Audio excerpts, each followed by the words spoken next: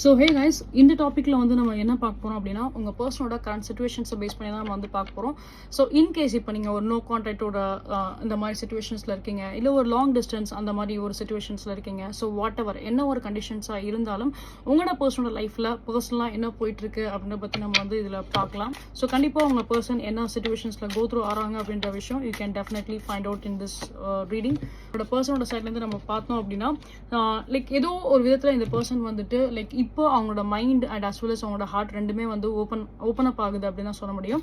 ஏதோ ஒரு சில விஷயத்தில் இந்த பர்சனுக்கு ஒரு சில கிளாரிட்டி கண்டிப்பாக இல்லாமல் இருந்திருக்கும். பட் இப்போ அவங்க வந்து பார்த்தீங்க அப்படின்னா ஒரு பவர்ஃபுல்லாக ஒரு ஸ்டெப் அவங்க வந்து அவங்க லைஃப்பில் வந்து டெஃபினட்டாக எடுத்து அவங்க வந்து பண்ணுறாங்க. ஸோ இந்த சில சேஞ்சஸ்னால உங்களோட ரிலேஷன்ஷிப்லையும் ஒரு சர்டன் மாற்றத்தை நீங்கள் வந்து எதிர்பார்க்கலாம். And as well as overall நம்ம வந்து பார்த்தோம் அப்படின்னா உங்களோட பர்சன் வந்துட்டு ரொம்ப ஒரு பவர்ஃபுல்லான ஒரு டைம் பீரியடில் தான் இருக்காங்க அப்படின்னு தான் சொல்ல முடியும். ஆல்ரெடி நிறைய கஷ்டப்பட்டிருப்பாங்க. பட் இனிமேல் அவங்க எடுத்து வைக்கிற ஒவ்வொரு மூவ்ஸுமே ஒரு பாசிட்டிவான ஒரு மூவ்ஸாக இருக்கும். அண்ட் அது கண்டிப்பாக அந்த ரிலேஷன்ஷிப்லையுமே உங்களுக்கு வந்து ஒரு சர்டன் க்ரோத் கண்டிப்பாக கொடுக்கும்.